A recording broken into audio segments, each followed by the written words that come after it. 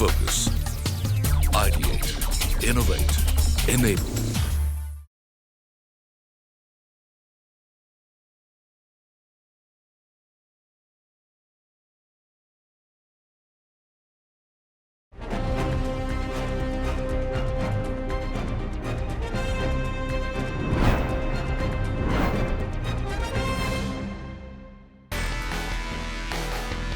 The IREX Residency and Citizenship Conclave is an annual show that presents investment avenues for high net worth individuals who intend to invest in international residency program and citizenship by investment opportunities.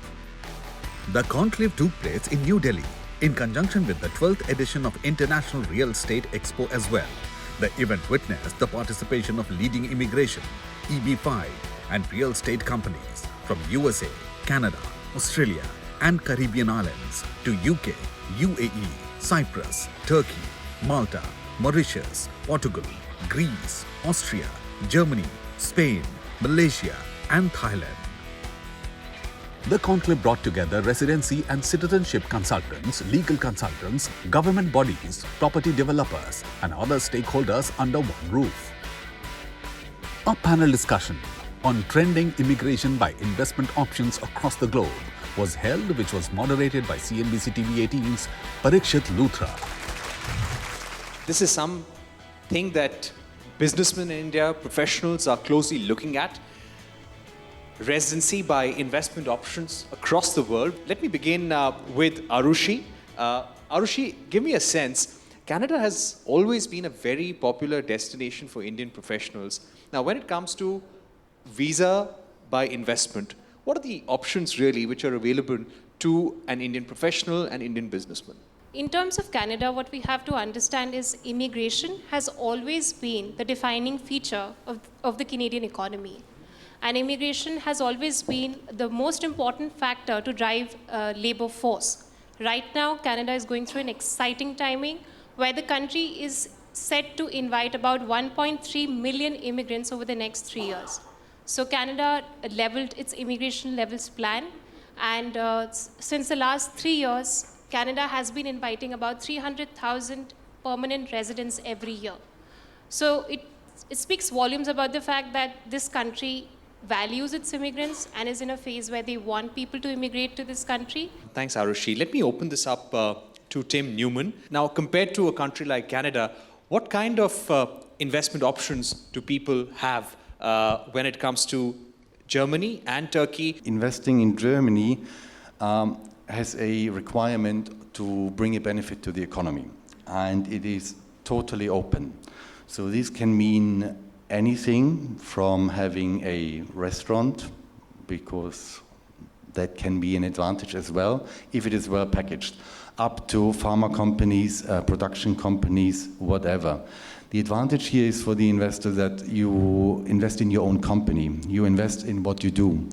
You invest what you can do and further your income with that. So you not just have a passive investment like buying an apartment, even though that is easy and doable and other countries offer these options. In Germany, you do a business investment, and that is what you do, and that is what the authorities expect from you. Let me get in Megan right now. Megan, what are the major trends that you're seeing in immigration across the globe, especially when it comes to immigration from India to other nations, Malta specifically? With Malta, we see a high demand of interest from Indian investors. They're looking to Malta for better education for their children.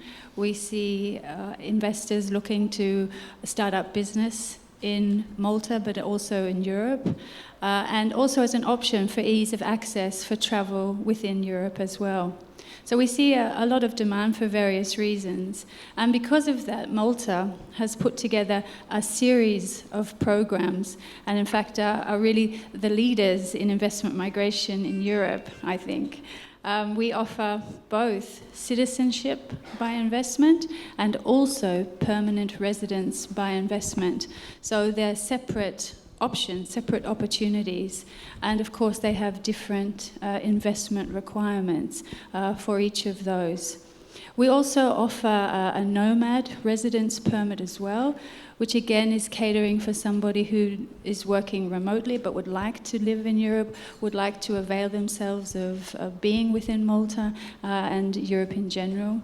We also offer tax-driven programs such as the Global Residence Permit for third country nationals. So Malta really does offer indeed a number of programs to meet the objectives of differing investors. Let me also get in Navdeep at this point. Navdeep, you have been helping several families obtain second citizenship in the Caribbean. How popular is this as a destination, and what are the options that are really available to Indian businessmen? In terms of Caribbean, well, to be very honest, Indians who live in India, they haven't really jumped on the Caribbean, the second citizenship wagon heavily, but rather the trends that we see from NRIs who are already out of India for several years, let's say living in Dubai or whatever, very little contact with India. They actually are very heavily into second passports from the Caribbean.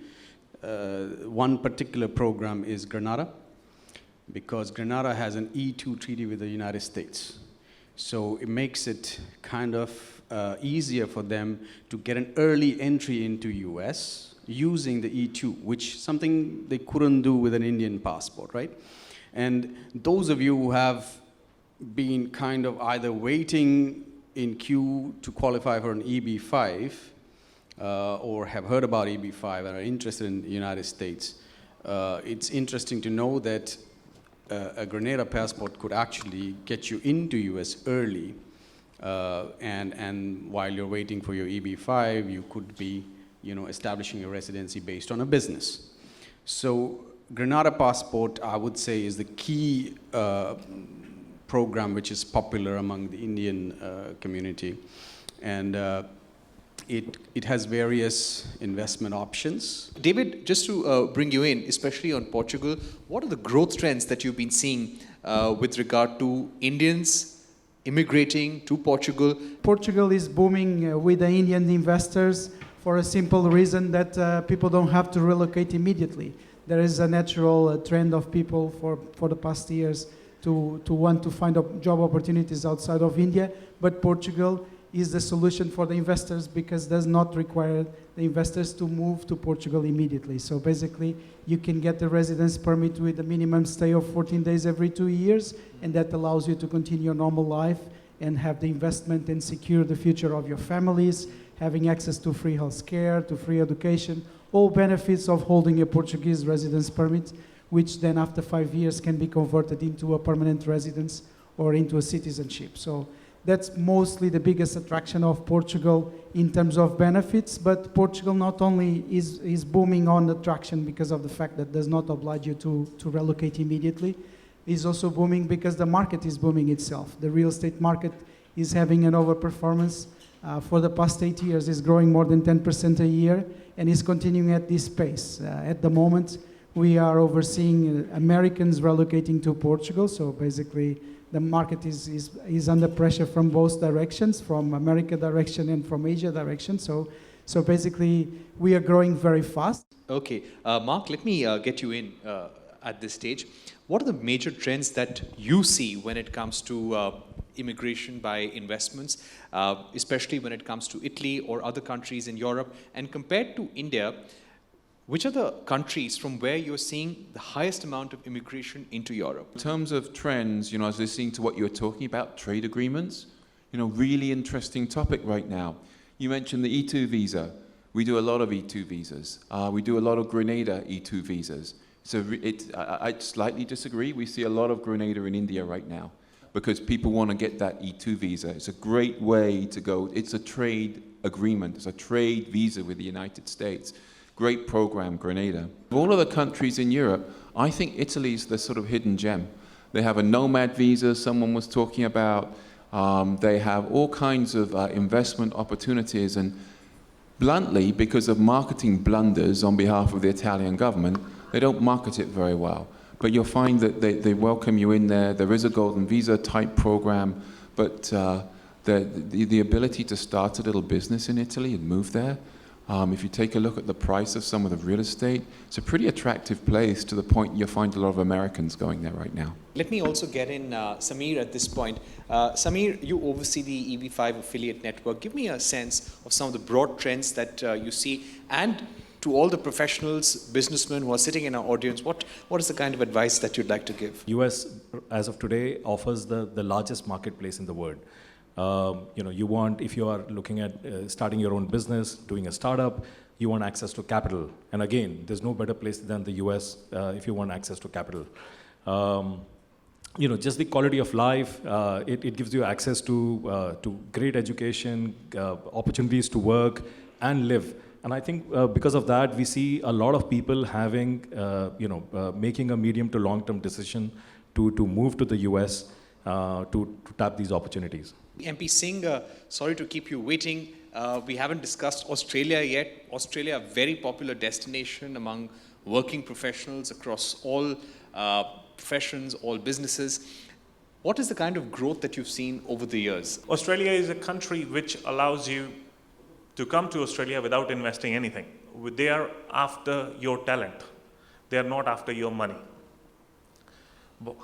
What I mean by that is, you can apply for a business migration visa by having a turnover in this country.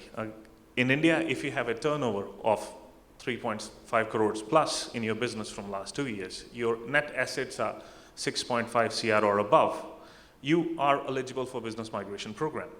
Now, the minimum investment that the government requires is 1.75 CR, which has to happen in your own business after you get the visa. If you want to move from here to Australia, you can move in 90 days, just on the basis of your skill that you have.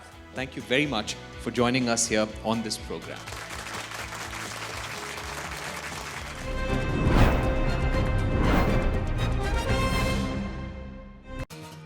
The expo attracted over 35 exhibitors representing more than 12 countries from around the world. The two-day event allowed immigration experts representing various countries to present various international residency and citizenship programs to potential investors at their respective booths in the exhibition hall.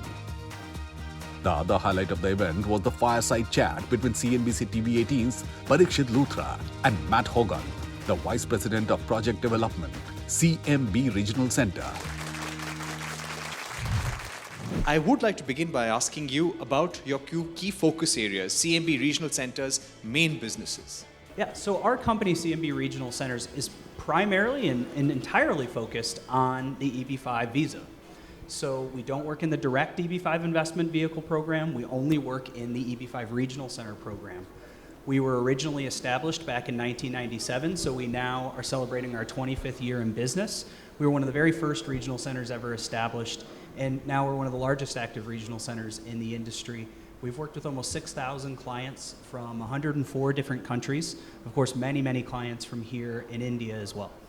What are the benefits of the EB5 visa program, if we may ask? Yeah, so the biggest benefit of the EB5 program is its permanent residency in the United States. It's a green card, and it becomes permanent, and it gives you the opportunity to become a US citizen. So it's all the access to the United States that you would want to have. You can be there, live anywhere you want to live, work anywhere you want to work. And it's one EB5 investment of $800,000 US is the minimum investment amount, and it's good for your entire immediate family, so your spouse and any unmarried children under the age of 21. Right. Are all EB5 regional centers the same, or does a choice of regional center matter? Yeah, that's a great question. It's actually one that we always talk to people about. Not every regional center is created the same. Not every regional center is equal. So different companies do different types of things and perform different roles within this industry. There are some regional centers that will simply attach their name to a project and associate with it so that that developer who's developing a specific project can access EB5 capital from investors hoping to immigrate to the United States. And then there are other companies like mine that are truly a one-stop shop. We go out, we try and find projects that are best suited for EB5 investment opportunities. We structure those projects, we collateralize those projects. We create a loan in between a prospective EB5 partnership and that borrower. And then we go out and we search for EB5 investors that might be interested in those opportunities. And we serve as a fiduciary for those clients throughout their entire EB-5 immigration process. So it's always really important that you understand who the regional center is, look at their track record, look at what role they perform within the process. Make sure that you know every part of what they're going to be involved in and how they're going to help you throughout the entire way. So what are the categories of professionals, businessmen, investors who can apply for this program? Who's eligible? Everyone's eligible. So really, the only thing that you have to have is the minimum investment capital required to complete your EB-5 investment. The primary driver for the program has always been high unemployment area projects. So high unemployment areas meaning areas within the United States that meet the unemployment threshold of 150% of the national average, or they can also be in rural areas. If you're in one of those two areas, you qualify for the minimum investment threshold of $800,000 US dollars. If you're outside, it's $1,050,000. So primarily companies that are structuring EB-5 investment opportunities are looking for opportunities in the lower investment threshold. My final question, what should an individual be aware of while applying for the EB-5? But what are the true requirements of the program? It's that you make your $800,000 US investment and that investment creates new jobs in America, 10 new jobs. That is structured by the regional center. So we're going to pick a project that we know will create those jobs, underwrite that project accordingly, make sure that it's going to create the jobs that you need to be successful, and then we'll provide you with the reporting information that you need to be successful. But on the flip side, there's personal information that you need to be able to gather. And in order to do that, you have to work with your own immigration attorney. So there's preparation that goes into this that every person needs to know. You need to work with a trusted immigration attorney who's experienced, or potentially a chartered accountant here in India that knows law related to how funding can be aggregated and transferred from India into the United States. So it's really important that you work with an immigration attorney and a chartered accountant that can help you through the process of identifying the source of the capital that you'll be using to make the investment, and then moving that capital from India into the United States in ways that are lawful both from an Indian government perspective as well as an American government perspective.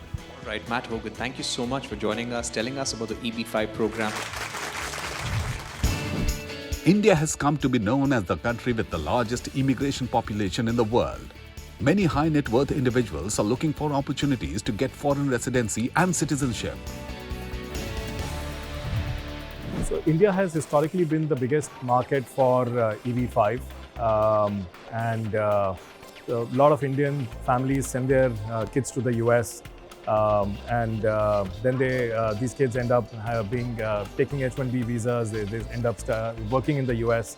EB-5 enables them to get US green cards in a much easier and quicker fashion by making an investment in a USCIS compliant project. And we have seen a lot of Indian families taking this route to cut the immigration uncertainty and avail of US green cards for themselves and their families. The Indian market has always been a very strong market for EB-5. The EB-5 program has gone through several changes over the past couple of years, and the new EB-5 Reform and Integrity Act of 2022 has really brought about some changes that I think are going to benefit investors from India, including visa set-asides for certain investment categories.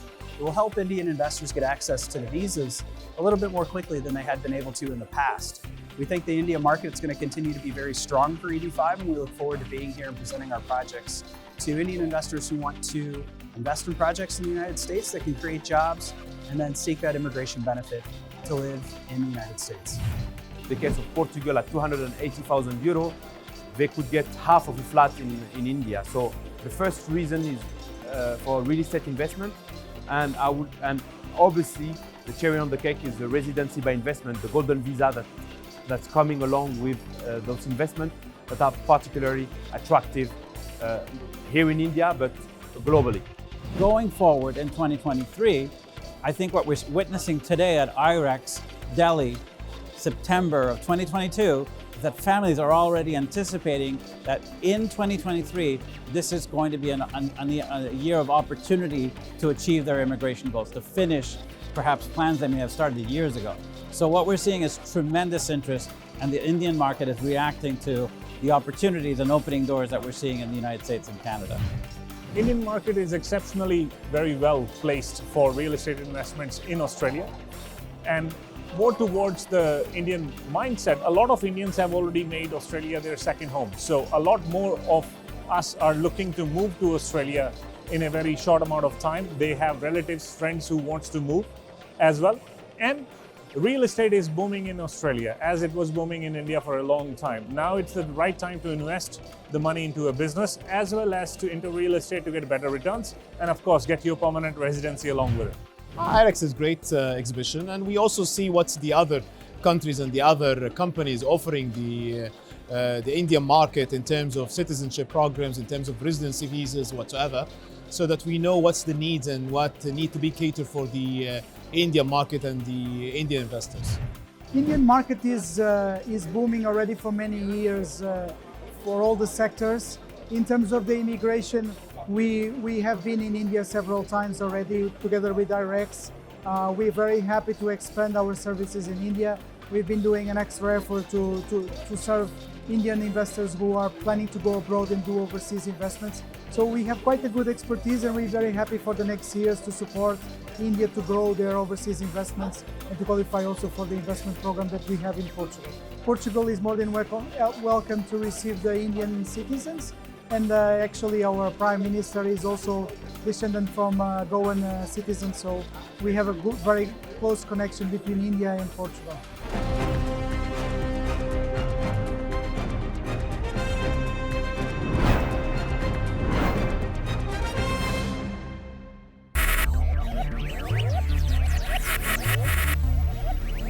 Focus. Ideate. Innovate. Enable.